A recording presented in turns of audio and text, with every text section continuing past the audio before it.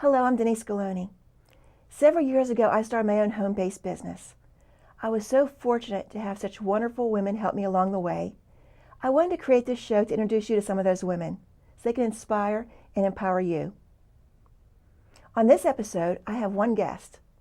My guest is Darieth Chisholm, former anchor for WPXI News. Darieth is going to inspire and empower you with her story and her message that she's sharing. I hope you enjoyed today's episode.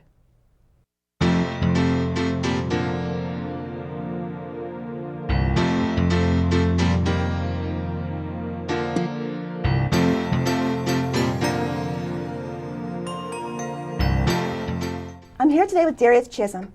Darieth is a multi-Emmy Award-winning television personality, former NBC News anchor, entrepreneur, author, international speaker, life and business coach. Darieth works with corporate professionals, coaches, authors, speakers, and visionaries on developing visibility and multimedia strategies that build brand, influence, and income. She leverages her life coaching skills to help victims and survivors of assault and abuse release the shame, live with confidence, and find their everyday courage.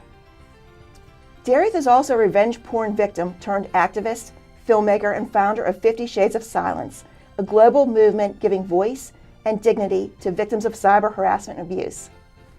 Thank you so much for being here, Darieth. Oh, I'm delighted to be here with you today. Thank you for having me. Oh, thank you. Coming back to Pittsburgh in January. Yes. It's 20 degrees. That's right.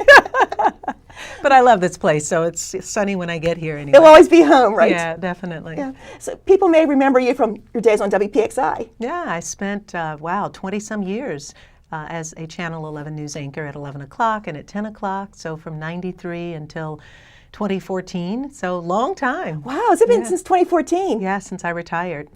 Oh, what made you decide to get started in the media? Have you always wanted to be in the media? Always. As a child, I wrote a lot of short stories. I always thought that I would write for National Geographic and, go off into the wilds of Africa and compose stories. And I grew up in Detroit, and while some might compare that to the wilds of a city, I did always have dreams of writing. Mm-hmm. I ended up very early on getting a job at WGPR, which at the time was the first owned and operated African-American television and radio station.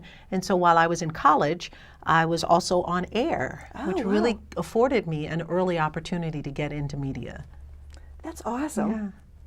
So what did you do whenever you left Channel 11? So when I left Channel 11 in 2014, I was in the process of beginning to sell an aerial fitness studio that I had, which was Full Body Fitness Club. I jumped headfirst into coaching. I became a certified life and business coach and completed my book, Hustle, Why Now is the Time to Unleash Your Passion. So I knew that I wanted to go from the world of television and media into a more streamlined approach of working with people through coaching to help them build their own media strategy. I developed a video podcast show called Hustle and Heart TV, and it's just been great because the mediums now that people can use to grow and leverage their businesses and their brand and their message and their mission, from having a book to speaking to having a podcast to doing videos, online marketing, is all well within our reach, and those are the areas that I primarily focus on with a lot of my clients. It's amazing how the industry has changed since, what you said, 93, isn't it? Yes, it has, a lot. It's changed a lot. Have you always wanted to be an entrepreneur? Because when I read your book, I noticed that you've had a couple different businesses. I have. You probably read that when I was 8 years old, I had an orange juice stand. I love that. And I talk about that, but that was my first foray into business. And it seems that ever since then, I've always been doing something. I've always had some kind of side hustle, thus the name of the book, Hustle, and very early on as a means to making money. Sure. But really about uncovering and discovering the spirit of entrepreneurship. And I've always had it. I've always enjoyed it. I've always enjoyed being of service to others, and particularly in helping others to grow their own business. So it's just been with me all of my life. What made you decide to have a podcast? Oh, and what's interesting is I started my video podcast and podcast almost 5 years ago, before it's very popular now. Right. But back then, especially video podcasts were not that popular. No. And I took everything that I learned from television and grabbed 3 cameras, much like the 3 that, Right. that we have here in the studio, a small crew, and we would travel around Pittsburgh looking for entrepreneurs that what I called had hustle and heart. And I really wanted to discover their backstory and what it meant for them to build their businesses from a dream or from their kitchen table from scratch. And I could come into their home, into their offices, get to talk with them, then go back and produce a half-hour show that was available on iTunes, video podcast on iTunes, as well as audio podcast on iTunes, Stitcher Radio, YouTube, my website. I had multiple channels to feature that. And I'm really glad that I did it then, because we were able to be at #1 on iTunes for 2 months. That's impressive. That's very impressive. We didn't have a crowded field, I have to say, so part of it was that. But that's okay. Right. But it also showed that the medium and the technology at that time was so right for producing content and getting it out. And You were an innovator at the time. very much so. And I taught a lot of people how to begin podcasting, how to begin using video if they wanted to do video podcasting or setting up a YouTube channel. So that was really, really a lot of fun to do. And what's great is, those episodes still live. They're still on my website. They're still on YouTube. And, podcasting really provides a very evergreen opportunity for people to expose their expertise or their knowledge or whatever it is that they're passionate about, and do it now at a relatively low cost. And anyone can podcast these days. Right. When I read the little snippet of your bio, and you have so much, you've done so much, I just took a little snippet out. I also noticed that you received 2 proclamations from the city of Pittsburgh, 2 proclamations from Allegheny County, and a special recognition from the Senate of Pennsylvania for making an outstanding difference and profound impact in Pittsburgh.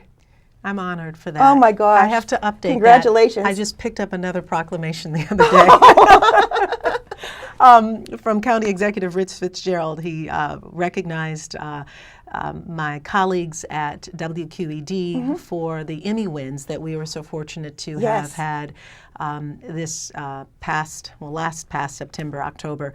So it was really nice to also be recognized by the city again for the work that we do for a show that I host called IQ Smart Parent on PBS. So Can you just talk for a second about that? What type of show that is? yeah, it's really proud that we produced this out of WQED here in Pittsburgh, Fred Rogers Studio. Yes. Most people are familiar with.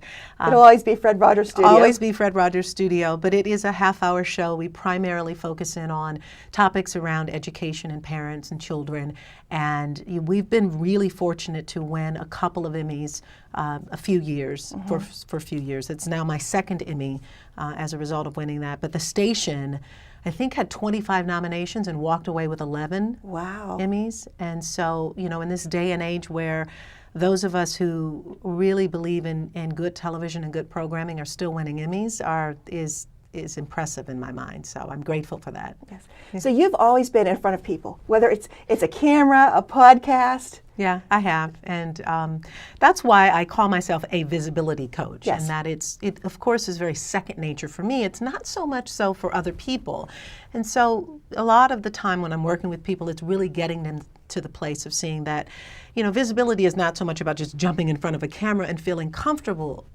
in front of it, although some of it is, but it's about realizing that it's just another way that we connect. And if we are solid and sure in who we are and what we want to deliver, we can just naturally get up and talk about it, whether we're on a stage, in front of a microphone with a podcast, in front of a camera, what have you. Right. I know a couple years ago you had something unthinkable happen to you. And did it make it harder because you're always a public figure in front of the audience? It did, and what you are referring to is 2 years ago. It's hard to believe that it's been 2 years now, but 2 years ago, unfortunately, I became a victim of what's called revenge porn or non-consensual pornography. Some people refer to it as image abuse, after an ex-boyfriend that I was living with had been secretly taking photos and videos of me and decided that he first off threatened me with those and was sending me those messages telling me that he was going to put them out onto the internet. Right. And then eventually he did. He put up a website. And all of those things that he'd been taking without my knowledge, without my consent, he put on the website along with personal text messages and other photos. And it came with a death threat.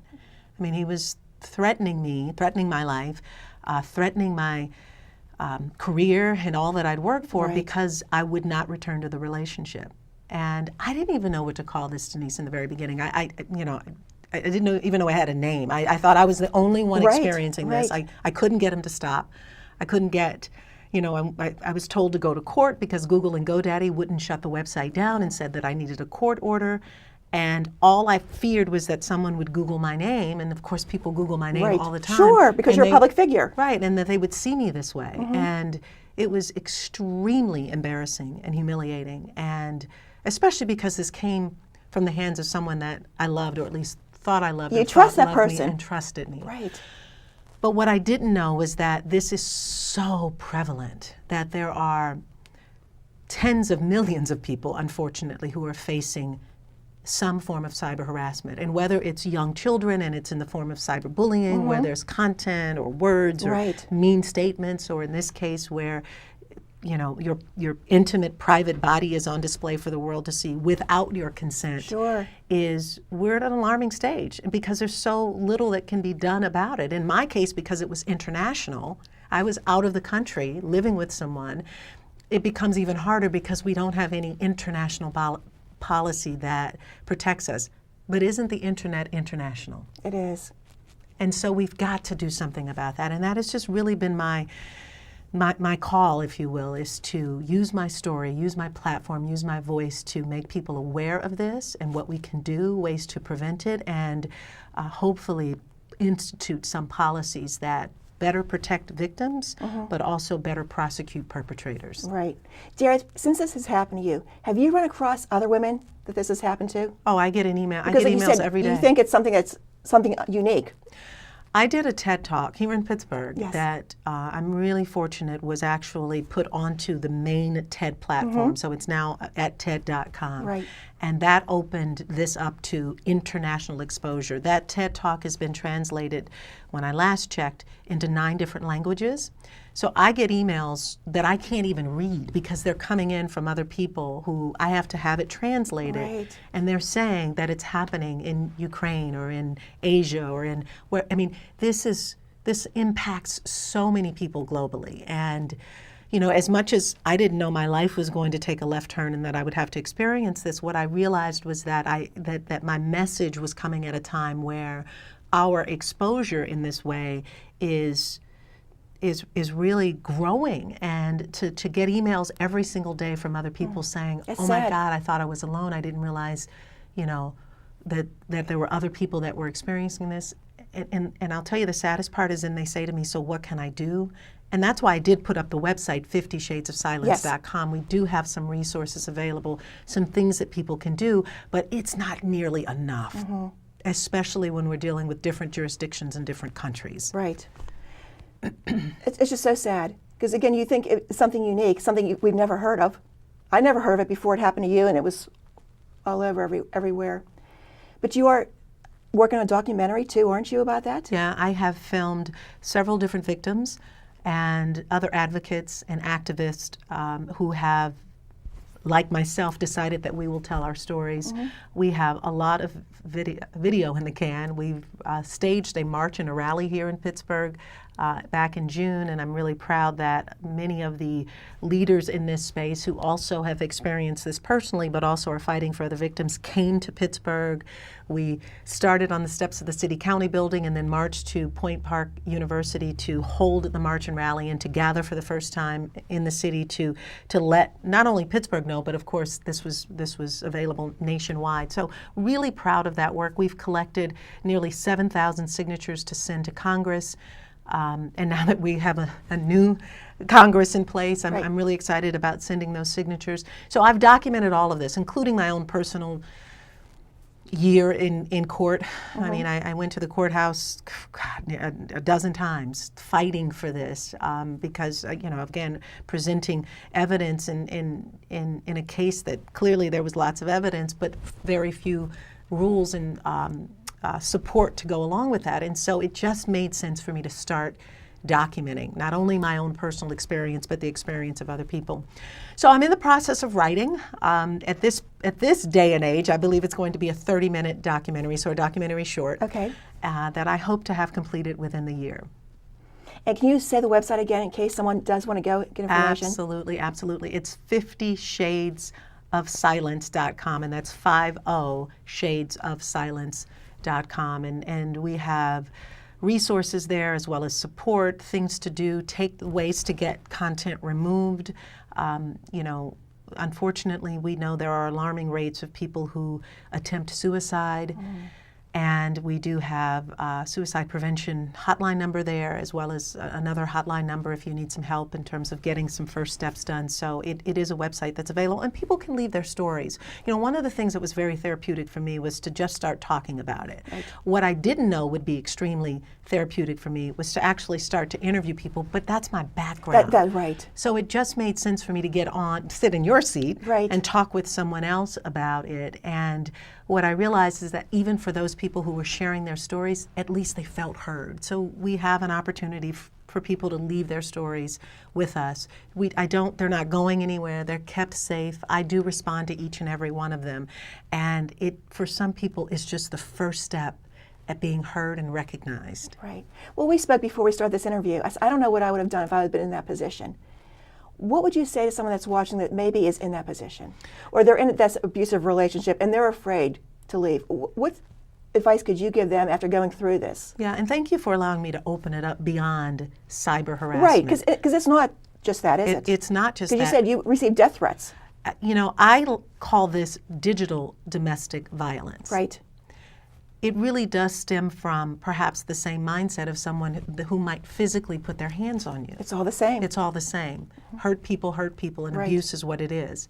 And so if someone is in a situation that whether they're being physically abused, emotionally, mentally, psychologically, or certainly in this means in terms of digital, Right. that you seek help and you find someone who can be your advocate in that place. And it could just be a good friend who you trust enough that you can share the information with, who also can take the lead in helping you, particularly if this is something that you need to get some legal help and or call the police around. Sometimes it's tough for victims to do that. They're afraid. Sure. They're being threatened by the person. If you go talk to the police, it's only going to get worse. So we see those higher incidents. And in this case, this is about, if you can't do it, find someone who can, who you can trust, who will say, it's okay, I understand you're afraid. Let me do the legwork. I'll call an attorney. I'll call the police department. I'll help you do that. And I think that sometimes victims feel like they don't have anyone to do that because they don't want to be humiliated or further shamed, and thus there's more silence. But that's why I feel as though the victims, once they start talking about it, then they find someone and they start to feel better because then they can release the shame and release the silence. So those would be some of the first steps. As it relates to this, in particular, if there is content that's out there or videos or photos or something that you don't want, you have to act quickly. Because we know on the internet things move by the nanosecond. Oh my gosh. And so the faster you can work to get something removed, the better. On 50shadesofsilence.com, we do have some removal guides. If it's on social media, there's certain steps that you can follow. Depending on whether it's a website and who put it up and who owns the content, you can definitely contact the providers. I ended up using what's called a DMCA takedown notice to have GoDaddy shut the website down while I remained in court for another year. So if I had waited to get the judge's ruling, the website would still be up. So using something like a DMCA takedown notice is the fastest way to get a website shut down. We have that information at our website as well. Oh, that's wonderful. Dareth, is it because it was something so new? I mean, I guess it's been going around, but something so that there were no laws, so you struggled so much? Well, somewhat I would say. Because the internet just took off so fast. Yeah, and there have been women, unfortunately, who 3 years prior to my experience, unfortunately, were going through this. So they definitely didn't have anything in place. I can tell you that where it stands as of today is there is just one federal bill pending. It's called the Enough Act by Senator Kamala Harris that would criminalize revenge porn. And so it would make it a criminal crime to do this at a federal level. In what we do see happening is there are 40 some states that carry some statutes on the books at the state level that would make this punishable, but in many instances it's a misdemeanor and sometimes a $500 fine. And that's not nearly enough. That's not enough to, that's like a slap on the hand to someone. I don't even have words for that. Yeah. So there's so much more work that needs to be done to strengthen the laws, to get people to understand the severity of this, to have internet companies move more quickly to have content removed, because the damage is done by, as I said, the nanosecond. Right. And just to have the content off the internet helps a victim to breathe and move through it. Absolutely. But then we understand that sometimes people can put it right up. So that put it up again, which means that we've got to be moving quickly to get to the perpetrators. And this is, of course, in cases where, in my case, this was someone who intended to do harm and was malicious about it and consistent with it. We do understand there are cases where people, maybe in a consenting relationship, decided that they were going to exchange information with someone. They, in the consenting relationship, said yes, you know, and I hear from women who've been married and this is their husband who they've slept with for 20 years. They took pictures together. Now the husband, through the divorce. Because you never think that. You never think, what if? The husband, through the divorce, says, well, if you don't give me what I want, I'm going to put these pictures out. Again, we're dealing with instances where people are with the intent to do harm, using this as leverage against someone. And there should be no gray in there. And yet we sometimes still sit behind the gray around that. What can we do? Hearing your story and hearing about 50 Shades of Silence, what can we do? You know, I would say a couple of things. One is because this is probably happening to more people than you realize. Oh, because no one knows what goes on. Because nobody wants to talk about it. It's very embarrassing. Sure. And so it's really hard for people to talk about it. And you know, revenge porn, image abuse, non-consensual pornography, it's all the same thing. It just has a bunch of different names. It's also cyberbullying, and we see this happen with children. And so when you ask me what can we do, we have to pay attention to what's happening online. We need to see what is going on. And for parents who might be worried about if their children are being exposed to this and or victimized and or being the bully in some instances, if you're paying the bills for those phones, you should be able to see what's on there. Absolutely, yeah. And you should be able to have some parental controls as it relates to it. If this is going on and you fear that a child is maybe withdrawing or perhaps acting out differently because of fear of continued to be bullied, you know, to really pay attention to those signs and to be involved and to ask.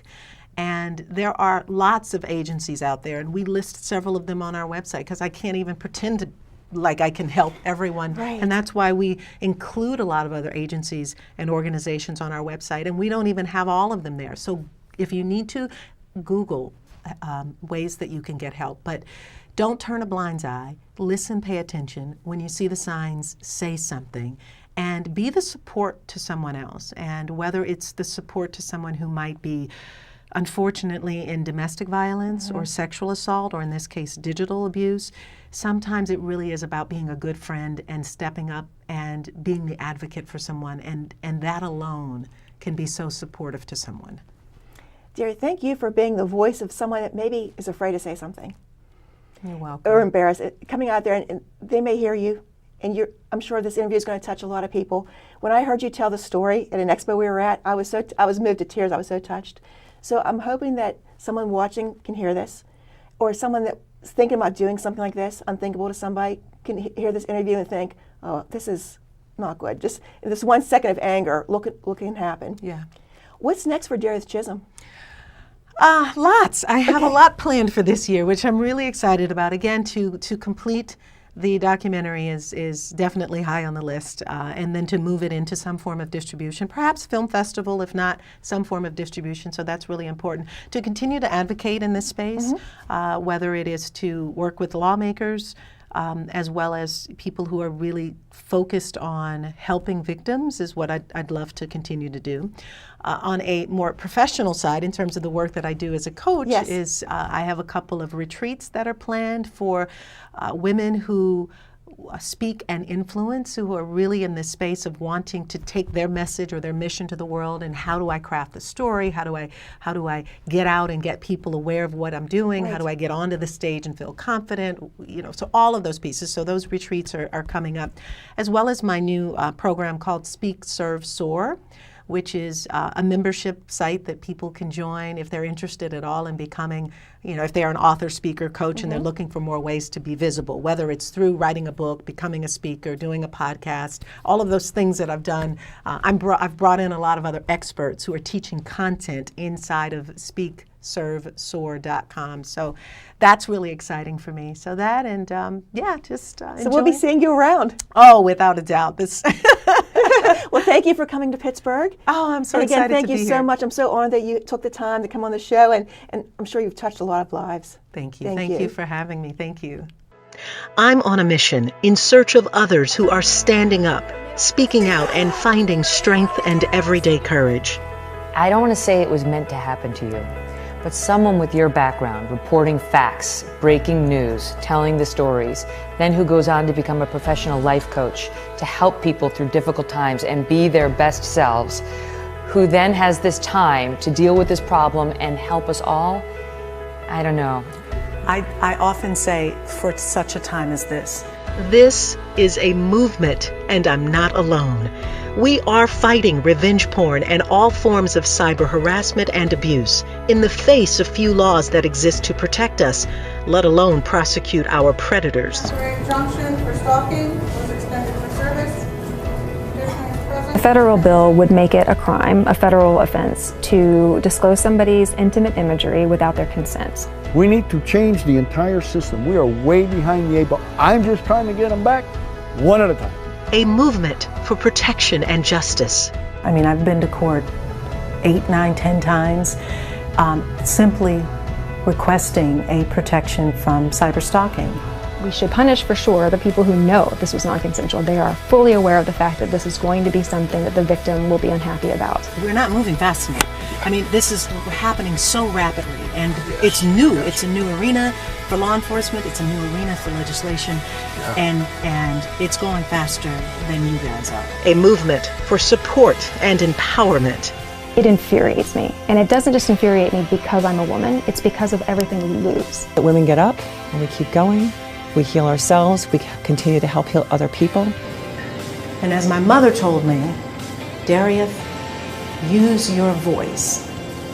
You have to use it for those who can't and those who won't. I want to live in a better world where women feel free to do all the things that men do because I know they're going to do incredible things. Our voices will not be silenced. Our dignity will not be stripped away. Our strength will not be weakened. Our justice will not be denied. Be a part of it. It's more than just a documentary. It's a global movement. This is 50 Shades of Silence. With your help, we can raise the money to make this powerful documentary to educate and advocate for more protection and justice and help empower victims to find their everyday courage. Be a part of something that's bigger than me and you, a part of something that has the potential to impact all of us globally. Please make your contribution today. And if you are a victim and you need help and resources, please go to our website at 50shadesofsilence.com.